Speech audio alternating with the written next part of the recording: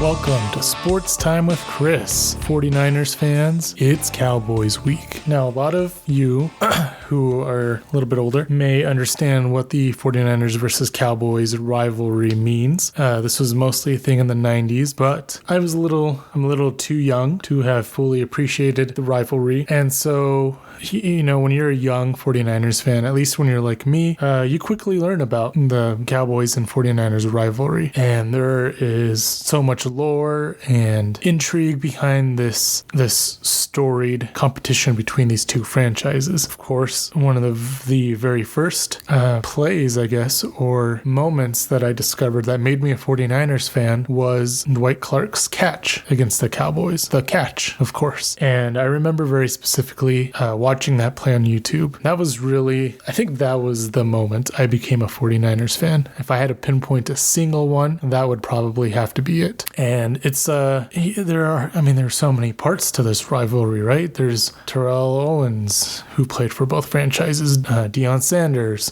Ken Norton, Charles Haley, right? So many players that played for both teams. And of course, Deion Sanders, I think, is one of the most famous flip-flops in this rivalry. I mean, I'm sure there are more. Some of you who got to live through that probably know it a little bit better than I do. But I've had my fair share, you know, as a 49ers fan. I know the Cowboys are one of the top enemies. For a lot of fans, I think they're enemy number one. For me, I think enemy number one would have to be, at this point, the Chiefs, because that speaks for itself. The Chiefs, probably enemy number one for me, and then number two, Seahawks, and three, that's probably where the Cowboys sit. Although I think I dislike the Rams a little bit more than the Cowboys. I'm just not a huge fan of the LA sports teams and what the NFL did with that. But anyway, that's its own thing. We're here to talk about 49ers and Cowboys. And so if you are a 49ers or Cowboys fan, welcome. And let me know what your experience is. You know, what was your first 49ers versus Cowboys moment or memory? And that watching the catch for the first time, I think was definitely my top one, my top memory. And I truly believe that's when I decided to become a 49ers fan. So obviously this game means a lot for a lot of people. The 49ers have had more success the last couple of seasons. Obviously last season was probably the besides the two playoff wins, last season was probably the biggest for the Niners. I don't know if I should say this or not, but sometimes I do feel for the Cowboys and their fans, because Jerry Jones is just Jerry Jones sucks, and the Cowboys have been stuck with Jones for a long, long time now. In fact, I think my father-in-law, I could be wrong on this, but I think he was a Cowboys fan for a while, and with everything Jerry Jones did, he kind of flipped, and then he doesn't actively root for the Niners, but when he was younger, I think he did a little bit. So yeah, it's a little bit about my background. I actually do have a Dwight Clark jersey. It's a black, one of the black Color Rush jerseys that the Niners did a few years ago. I think I got that for Christmas, probably from my dad or brother. I don't remember at this point, but it's pretty cool. Might have to break that out for this weekend. I actually haven't worn it as much, and so maybe this is the time to do it. I know the Niners are wearing their red throwbacks, which are pretty sweet, but yeah, I think the Niners should wear their alternates a little bit more. They only wear them maybe 4 times a year. They wear the white alternates once a year, which is not nearly enough. They've got to wear those white alternates a lot more. Those are the cleanest uniforms in football, in my opinion. I just love the white throwbacks, the white 94s. Whew, so good looking. Anyway, where should we start with this week? I think we're going to start with... Yeah, let's go ahead and start with if this game is a must-win for the 49ers. And the Niners are obviously not where they want to be. They are not where I think anyone expected them to be, including myself. They're 3-4.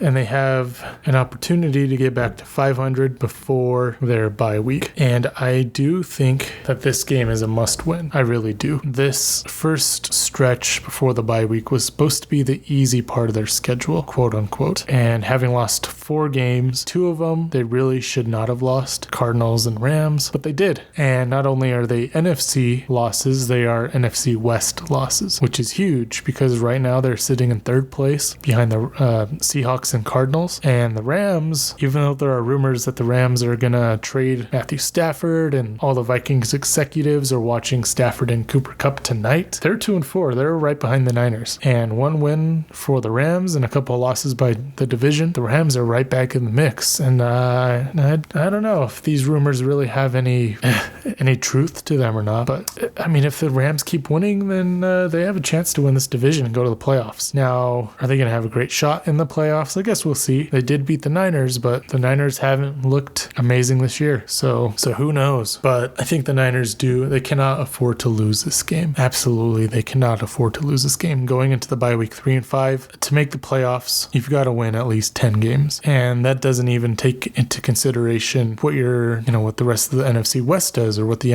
rest of the NFC does. Like, that is scraping into the playoffs. And so you going into the bye week with another half of a season to play, and for the rest of that season you can only afford really 2 more losses. Now, I think that is just a general rule of thumb. It is a little bit different now that it's a 17-game season, but I know in the past coaches would really harp on the fact that if you win 10, you would be hard pressed not to make a playoff spot. So I think that's where the Niners really should be aiming at. And going into the bye week 4-4, you're at 500.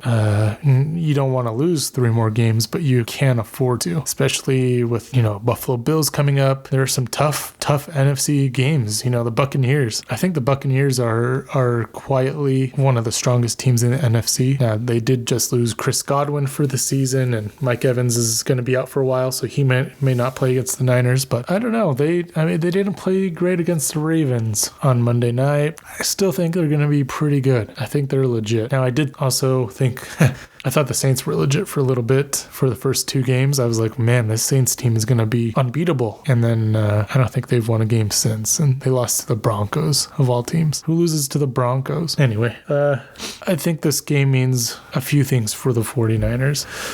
Not only from just a straight up record NFC win perspective. I think this team potentially, they haven't played a full game of football this year. They've played bits and pieces of it. They've had moments, but they haven't played a complete game of football. And this Cowboys team has given up some big wins, some embarrassing wins. So I'm not saying the Niners are going to go out there and embarrass them. The Cowboys also have their backs against the wall as well. So they're going to come out like it's a must-win game too. They're going to bring their A game. And just because the Niners have won this game the last few years doesn't mean Cowboys aren't going to make some noise. Now, I think the Niners could easily win this game 34-13. That's not my official prediction. I'll get to that later. But really what the Niners need to show in order to do that is that they can play a complete football game on offense. And so let's just go right into it. Let's go into the offensive keys in this game. I think on offense, the number 1 key. I mean, all of these points are equally important. But against this Dallas Cowboys defense, they've been weak against the run all year. You've got to pound the rock. You've got to give it to Jordan Mason. Even Garendo, even though he fumbled the ball last week on his 1 carry, you've got to run the rock against this Cowboys team. Got to be physical and assert your dominance. And this is a game where they can do that. And that's going to open things up in the play action passing game for Brock. And it's going to control the clock, which you see the Chiefs in last week's game. They controlled the clock, even though it was a close game until halftime. They wore down the 49ers defense. So in the second half, they ran it as much as they wanted to. So that's the first key. Second key, scoring in the red zone. I don't know how many times I have to say this, but this team has got to figure out how to score in the red zone. Last week, one of the points I brought up was that the Chiefs were worse in the red zone than the 49ers. And I'm pretty sure the Chiefs scored on every single one of their red zone possessions last week, while the Niners scored on not all of them.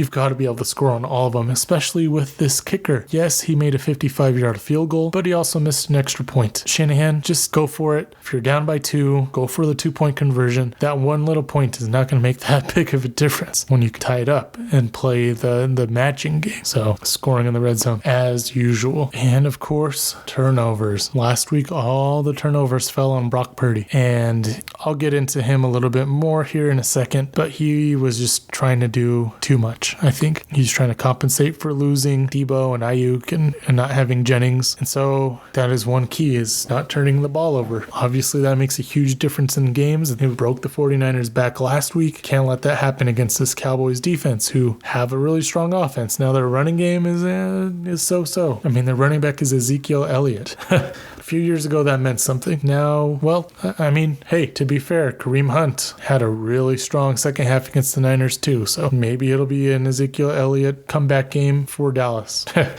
I definitely hope not. So those are the 3 main keys. Shanahan also, I think, needs to simplify things for his young wide receivers. Brock. People are letting Brock have it this week, and it's understandable. 3 interceptions is rough, and you can't compare Brock to Mahomes, but Mahomes didn't play much better than Brock in that game. But the difference is Mahomes made the plays when they mattered. Mahomes made that scramble, his longest rush of his career, when it mattered the most. And so Brock, what I really want to see from Brock is just smart football. And there's only so much you can do when your receiver's timing is off in a timing-based offense, but don't force things that aren't there. Take what the defense is giving you. If there's a shot, take it. If not, don't be afraid to take checkdowns. Now, this team has not had the yak that it has in previous years, and maybe it's because defenses are playing them different. So, you've got guys that can do it though. So give it to those guys. Let them catch the ball, run, and look, 5 yards a play is better than 120-yard pass and then nothing. So take what the defense is giving you. Don't be afraid to take checkdowns. And this feels a lot like what I said last week against the Chiefs. But now, your team is dependent on you. The season is reliant on this game. So you can't be selfish. Brock's not selfish, but you can't do it all on your own. You've got guys around you. And go out there and trust those guys, even if they're young, even if they haven't had the experience that some of the other players have on this team. Trust them and give them an opportunity. Defensively, I think this team has played pretty well defensively. All in all, I mean, sure, the rushing attack in the second half last week killed this team. I do think part of that was just how much time the Chiefs had the ball. They were able to wear out the defense, and there's only so much you can do when the offense isn't helping you. 2 Mahomes turnovers. I don't know if I give the defense or special teams credit for that special teams stop when the Chiefs went for a fake punt, because I'm pretty sure most of the starting defense was still out there in that situation. So I don't know if they made the play or if the special teams made the play. But with that being said, against the Cowboys, this defense has historically done very well, and I think I'd like to see that continue in this game. The defensive line is as strong as it has been in years past. The linebacking crew, besides Fred Warner, is a little up and down, and especially down with Campbell playing in there. So I think this is a strong game where the defense can go out there and have a signature performance. And by doing that, you can also elevate the offense and the rest of the team.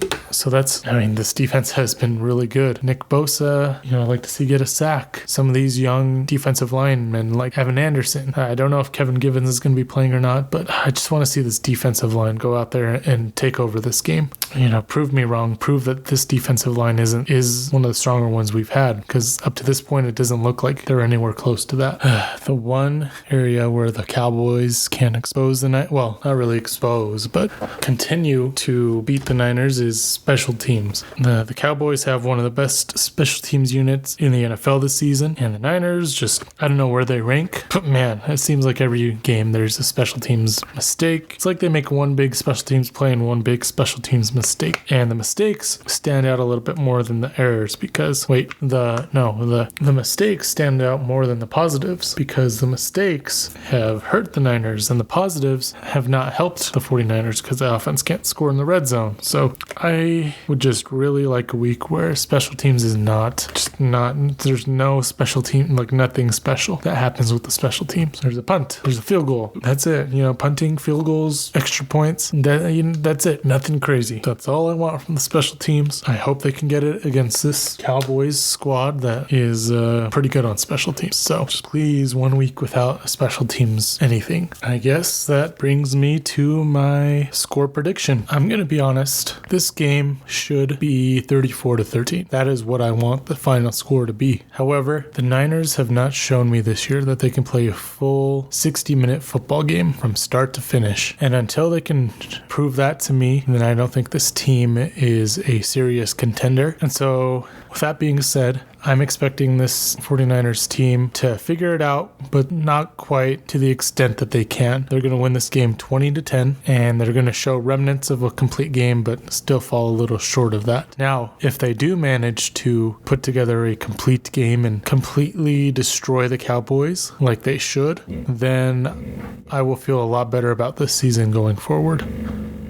And I will consider them serious contenders. Shanahan needs to run the ball against this weak Cowboys defense and simplify things for his young wide receivers in order to help Brock Purdy, who also needs to elevate his game going forward. Kyle Shanahan's passing game has the same strength and the same weakness, and that is that it is timing based. So the way I like to think of this is like one of those formulas you see where it takes up a whole chalkboard. And when that formula is correct, when all the numbers are right, when all the parts of the formula are accurate, it works, and it works amazingly. However, if one little number is off, or you forget a parenthesis, or one tiny part of the formula is not what it's supposed to be, then everything else gets thrown off and it doesn't work. And that's what we've seen from this offense this year. And unfortunately, I think Kyle Shanahan is going to have to simplify this going forward, especially with some young guys. This is why he doesn't like to start rookies and younger players, because it takes a long time to learn this formula, and he's going to have to simplify this going forward, turn it into some basic algebra, turn it into even elementary school math if you have to. All season, this offense has been a little off here or a little off there, and they're paying the price. And I think that ultimately falls on Shanahan. Even though this offense has performed well over the last 4 seasons, a lot of that is because the timing has worked out. It's been, these guys learn the system. They're in the correct spots. Their quarterbacks can play with anticipation. And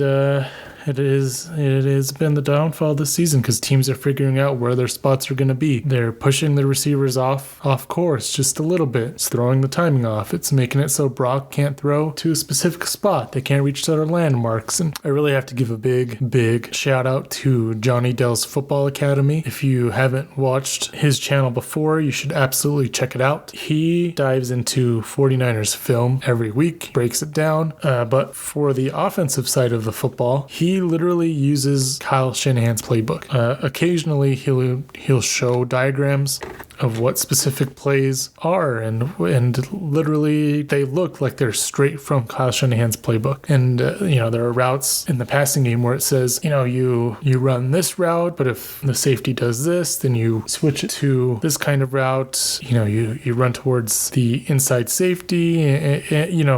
Johnny Dells does a better job of explaining it than I do, so I highly recommend checking him out. But he said something that really clicked with me, and that was the whole timing-based offense aspect of this playbook, which I've been touching on. And the timing-based playbook is part of the West Coast family, thanks to, of course, Bill Walsh, who was the father of the West Coast offense. And so it made me really think, like, this passing game, it seems like something has been off with it this season, but also in season past. And I always felt, people say Shanahan is a quarterback wizard. He makes quarterbacks good. And I do think that's true to an extent. He can make quarterbacks good. But when it comes to a true drop back passing game where defenses are expecting you to pass, you're not going to have perfect timing. It's not a 1-2-3, drop back, throw. When that gets thrown out the window, that's where it exposes these quarterbacks, because it shows that Shanahan has them basically playing like robots. Like, you make your pre-snap reads based on that.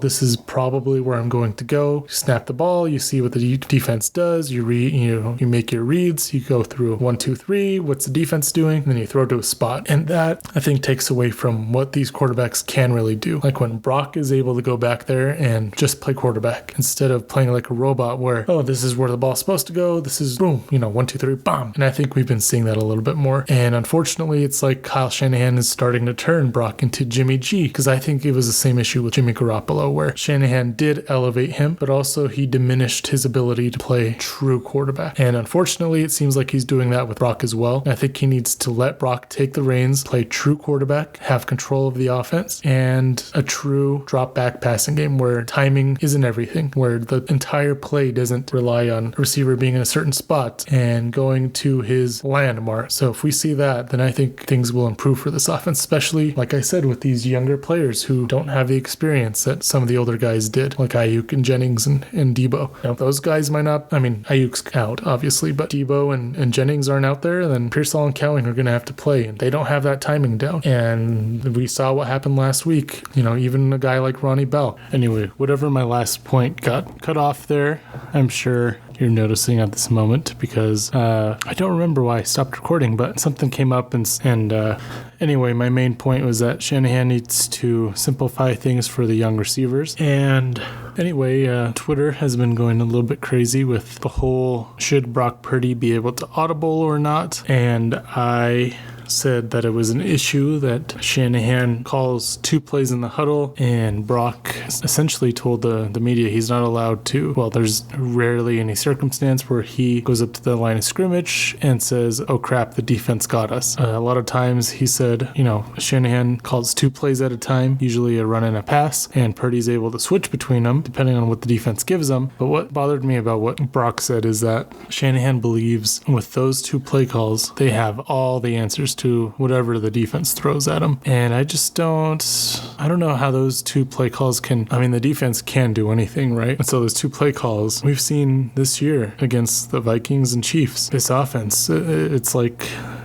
Flores and Spagnuolo have Shanahan's number. They know exactly what he's going to do. So having Brock, and I'm not saying Brock has to go out there and change every single play. I'm saying they need to collaborate a little bit more. Shanahan needs to give Brock a little bit more freedom, allow him to maybe help a little bit with the game plan. And if he sees something on film or he sees something on the field, they can go and adjust things and make something up on the fly. And Brock should be able to change plays if he has to, especially if he thinks neither of the plays Shanahan called will work. So anyway, that kind of blew up a little bit. And I don't know. We've seen this offense not play to its full potential this season, and you've got to switch something up. So maybe giving Brock a little bit more power, a little empowering Brock could go a long ways. And I think that's where Shanahan and Jimmy butted head a few times. Jimmy felt like he was basically just, doing anything Kyle Shanahan asked of him, and he didn't get any input. So that's my take on that. I wanted to go a little bit deeper, but I have run out of time to record. So we'll see if I jump back into that next week during the bye week. It's going to be a little bit of a different show since there's no game coming up.